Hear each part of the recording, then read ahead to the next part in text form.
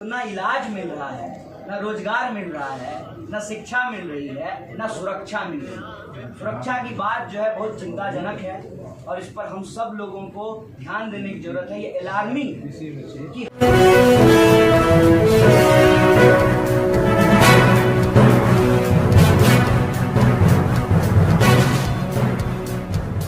नमस्कार, विजय कुमार सिंह के साथ देख रहे हैं नेशनल न्यूज टुडे। खबरें वही जो हो सही। अब देखें ये खबर।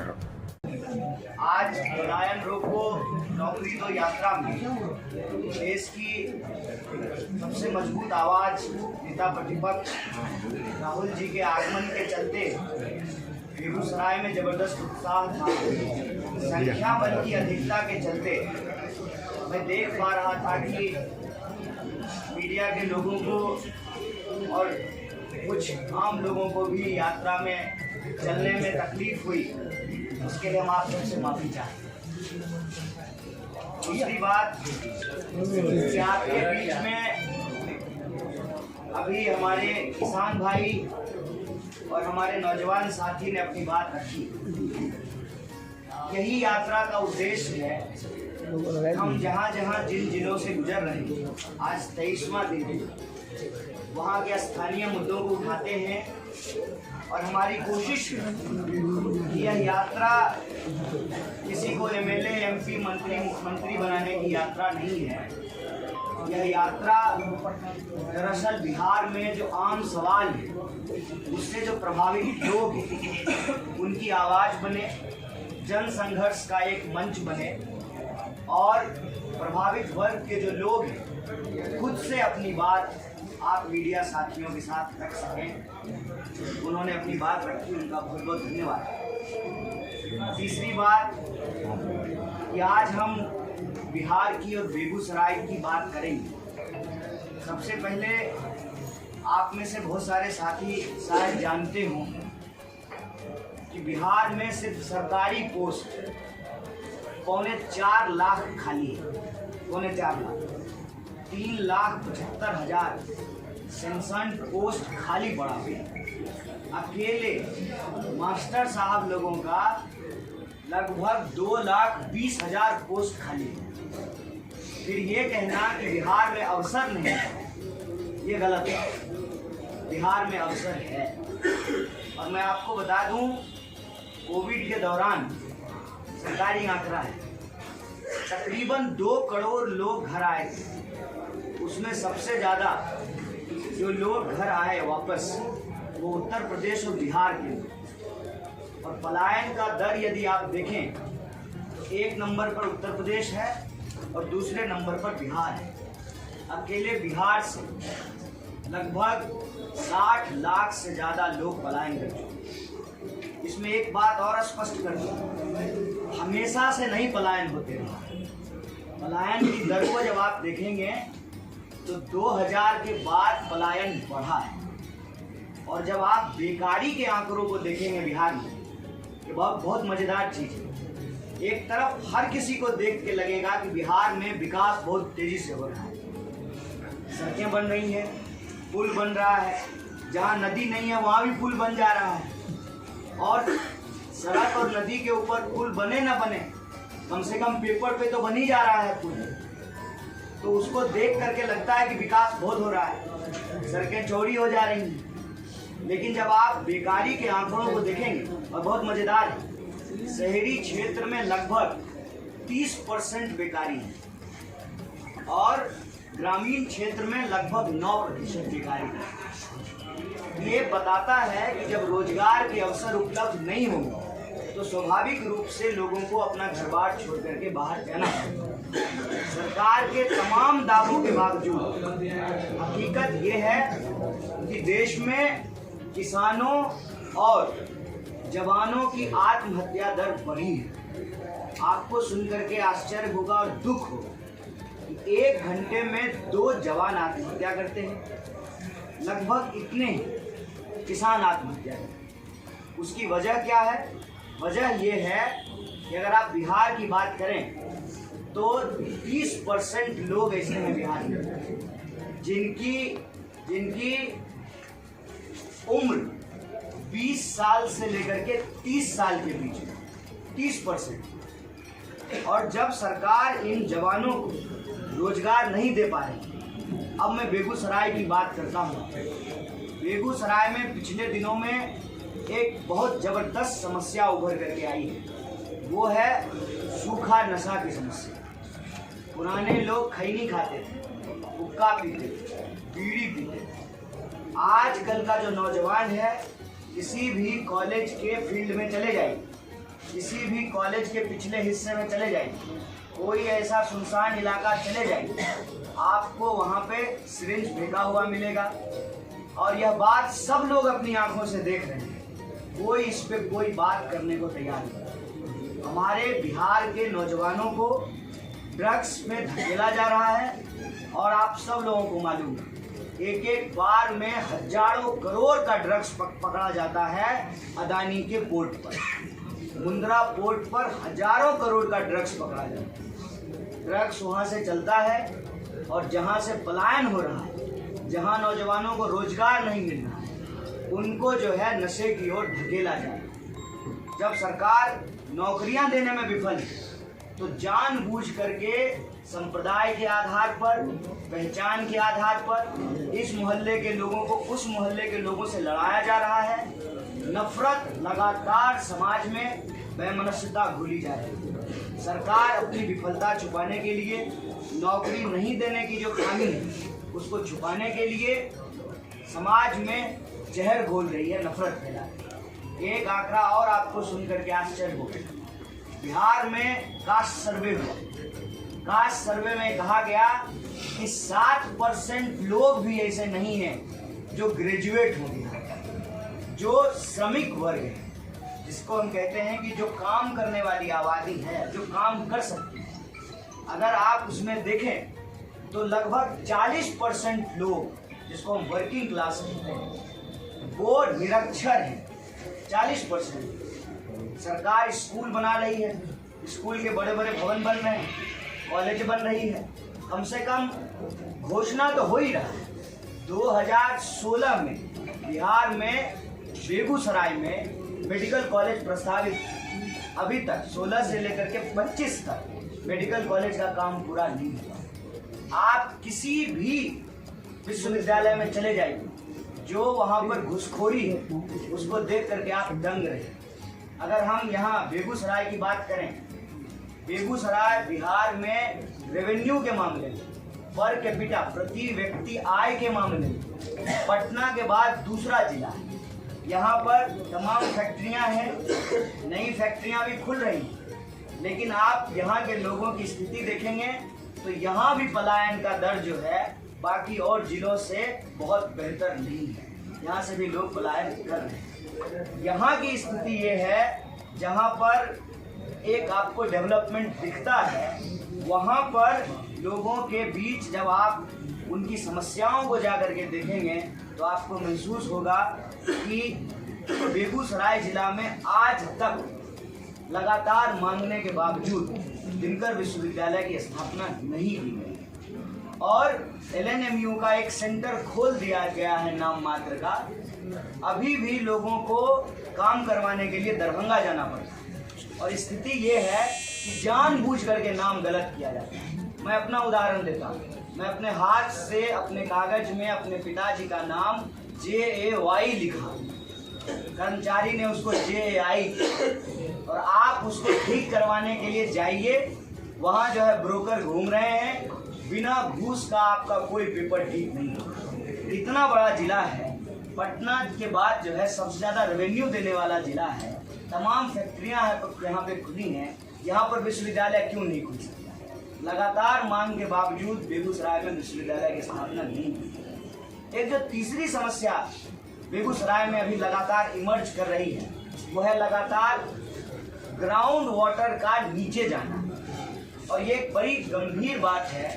हम जमुई की बात नहीं कर रहे, हम साउथ बिहार की बात नहीं कर रहे, हम बेगूसराय की बात कर रहे हैं, जहाँ 5 नदी है। बेगूसराय पंजाब की तरह 5 नदी है बेगूसराय।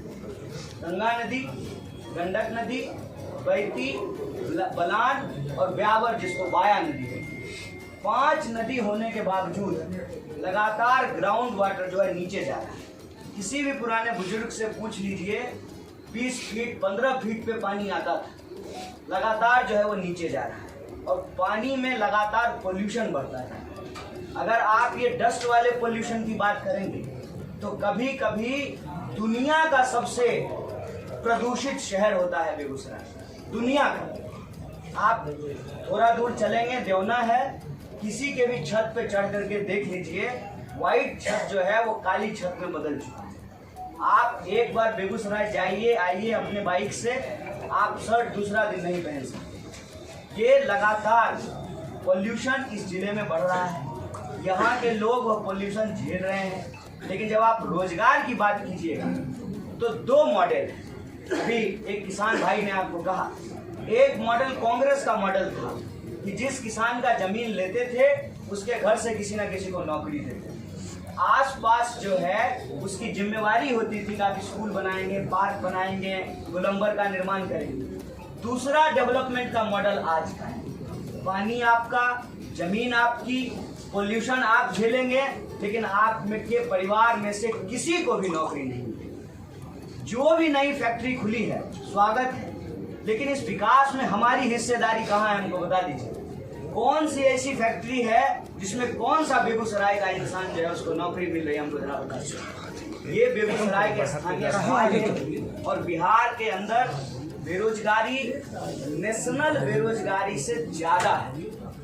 जो राष्ट्रीय बेरोजगारी का दर है, बिहार का बेरोजगारी दर उससे ज्यादा है।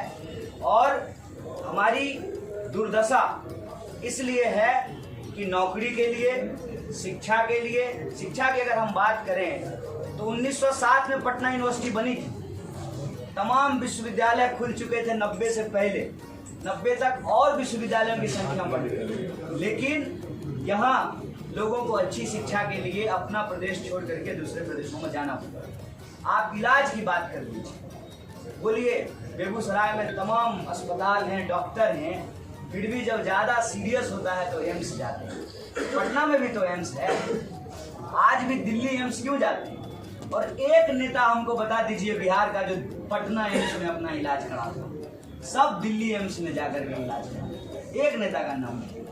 हर घंटे बिहार में किसी न किसी महिला के साथ अपराध हो रहा है, उनका एब्डक्शन हो रहा है। तो आप समाज में नशाखोरी बढ़ा रहे हैं, समाज में महिलाओं के खिलाफ अपराध बढ़ा रहे हैं, रोजी रोजगार के साधन उपलब्ध नहीं हो रहे हैं और बड़े बड़े दावे किए जा रहे हैं सुशासन को। मैं कहता हूँ ये सुशासन की सरकार नहीं है, ये प्रचार वाली, पलायन कराने वाली सरकार है। इस प्रचार से बाहर आकर के बिहार के छात्रों, नौजवानों, महिलाओं, किसानों, मजदूरों और किसी भी वर्ग से जुड़े हुए व्यक्ति के लिए यह अवसर है कि वो इस यात्रा से जुड़ें, इस यात्रा से जुड़ करके अपनी बात रखें। यह मंच आपका मंच है, आप अपनी बात रखिए। हम अपनी पार्टी के लिए आपसे वोट मांगने के लिए नहीं, आप अपनी बात रखिए। हम बस आपके साथ कदम से कदम मिला करके चलना चाहते हैं। यह यात्रा अनवरत चलती हुई 23वें दिन बेगूसराय पहुंची है। कल हम लोग पटना जिला होते हुए 11 तारीख हम लोग फूले जी को याद करते हैं। फूले जी स्कूली शिक्षा के लिए, महिलाओं की शिक्षा के लिए, सामाजिक न्याय के लिए एक बड़े आइकन है। उस दिन हम जो है मुख्यमंत्री जी से मिलने के लिए जाएंगे और हम उम्मीद करते हैं कि सरकार अगर सब कुछ सही की है तो सरकार को फिर हमसे मिलने से कोई संकोच नहीं होना चाहिए। सरकार हमसे मिलेगी और हम बिहार के मुखिया को जो हम मांग पत्र कलेक्ट किए हैं हर जिले से, कहीं चीनी मिल के मजदूरों ने मांग पत्र दिया, कहीं ऑटो चलाने वाली महिलाओं ने मांग पत्र दिया, कहीं किसानों ने मांग पत्र दिया। बेगूसराय में हर जिले में जो मुद्दे लेकर के स्थानीय लोग आए हैं, उन मुद्दों के आधार पर एक मांग पत्र तैयार करके हम बिहार के मुखिया को मांग पत्र सौंपना चाहते हैं। हम चाहते हैं कि आने वाले दिनों में बिहार में जब चर्चा हो, चौक चौराहे, दुकान पे, दफ्तर में, ट्रेन में, बस में, बिहार को कैसे बेहतर बनाया जा सकता है, इस बात की चर्चा हो। उसके केंद्र में पलायन हो, उसके केंद्र में रोजगार हो, उसके केंद्र में शिक्षा हो, उसके केंद्र में स्वास्थ्य की व्यवस्था हो, उसके केंद्र में सबका अधिकार हो और समाज को नफरत से निकाल करके हम बिहार के लोग मोहब्बत से, प्रेम से मिलकर के एकजुट रहें और बिहार को उन्नति और प्रगति के रास्ते पर ले चलें। यही इस यात्रा का उद्देश्य है। एक बार पुनः आप सबको ही सुविधा के लिए मैं खेद व्यक्त करता हूँ और आपके जो प्रश्न होंगे, बस निवेदन ये है कि एक साथ ही आज यात्रा से संबंधित एक ही प्रश्न पूछिएगा। ज़्यादा प्रश्न अगर आप पूछना चाहते हैं तो 4 बजे जब हमारी यात्रा पुनः शुरू होगी, जो चल करके दिनकर गोलंबर तक जाएगी, उस दौरान आप बारी बारी से हमसे बात कर सकते हैं, अपने प्रश्न रख सकते हैं। यहाँ निवेदन है कि आप एक ही प्रश्न रखिएगा। बहुत बोलेंगे फिजिकल, मेडिकल, रिटेन सब हो गया, रिजल्ट दिया, फिर नौकरी नहीं, वो चल रहे हैं। ये लड़ाई उनकी है। उन्होंने कहा कि सड़क पे हमारे साथ चलने के लिए आए। हम उनसे आग्रह करते हैं कि वो संसद में अपनी बात उठाएं। देखिए, वो तो आधे घंटे के लिए भी आए बिहार में इनके साथ चलने के, जो बिहार में 20 साल से हैं, वो बता दें कि 4.25 लाख पद क्यों खाली है। तंज कसना आसान होता है, परिवर्तन करना मुश्किल होता है। परिवर्तन के नारे पोस्टर पे छपवाना आसान होता है, वॉल राइटिंग पे लिखना जो है ना आसान होता है, लेकिन परिवर्तन करना मुश्किल होता है। जेडीयू के साथियों को मैं उन पे कोई तंज नहीं कर रहा। मेरा उनसे बस यही निवेदन है कि आप भी जो है बिहार की ही पार्टी हैं, बिहार के लोगों का ही बेहतरी करने का जो है आप दावा करते हैं, तो हम जो ये समस्याएं आपके बीच ला रहे हैं, आपके सामने इसको प्रकाशित कर रहे हैं, ये हम घर में तो बना नहीं रहे हैं। ऐसा नहीं कि हमने किचन में जो है समस्याएं तैयार की। ये समस्याएं आपके 20 साल के शासन में जो है पैदा हुई हैं, तो हम आप पे तंज नहीं करते हैं, आपसे निवेदन करते हैं कि आप भी आइए। आधे घंटे ना सही, आप 15 मिनट ही हमारे साथ चलिए और इन जवानों और किसानों का दर्द सुनिए। मक्का अनुसंधान केंद्र यहाँ से चल रहा था तो गिरिराज सिंह कुछ नहीं बोले थे पार्लियामेंट में, भाषण उनका सुने पार्लियामेंट में। उनको लोग यहाँ वोट दिया है बेगूसराय का मुद्दा उठाने के लिए कि राहुल गांधी जी का टी-शर्ट देखने। बेगूसराय के लोगों ने उनको क्यों वोट दिया है? बेगूसराय के लोगों ने उनको वोट दिया है कि सबके खाते में बीजेपी 15 लाख रुपया पहुँचाएगी, हर साल 2 करोड़ नौकरी मिलेगी, किसानों की आमदनी दुगनी की जाएगी, जवानों को जो है नौकरी दिया जाएगा, महिलाओं को सुरक्षा दी जाएगी। इसके लिए वोट दिया है ना कि राहुल गांधी जी कौन सा टी-शर्ट पहनते हैं उसका कलर बताने के लिए उनको वोट दिया है। सरकार चला रहे हैं वो, तीसरी बार जो है सरकार में है, 2 बार मंत्री बने हैं, और वो जो है काम क्या किए हैं ये बताने के बजाय राहुल गांधी टी-शर्ट कौन सा पहने ये बता रहे हैं। बुजुर्ग हैं, मुझे लगता है कि मैं उनके अच्छे स्वास्थ्य की कामना करता हूँ, वो स्वस्थ रहें और ऐसी बैठी बातें ना। लोगों का सवाल है सर कि 2019 के बाद कन्हैया कुमार अब नजर आएंगे। आप देखो हमारा दम मुझे देखबे नहीं करेंगे, लखनऊ आए देख लो। राजनीतिक कार्यक्रम में नहीं होने का ये मतलब थोड़ी होता है कि हम है नहीं। मेरी जिम्मेवारी राष्ट्रीय थी, राष्ट्रीय जिम्मेवारी निभा रहा हूँ। तो आप क्या चाहते हैं? तो इस हिसाब से कहिएगा कि 10वां के बाद जो है फिर PhD के बाद नजर आए। बहरहाल नहीं जीती है बात, कहाँ PhD हो रही, कहाँ PhD करती है? यह बात सोच देखो ना। डॉक्टर कन्हैया कुमार जी जी बेगूसराय जिला। हाँ 1 मिनट। हाँ बोलिए।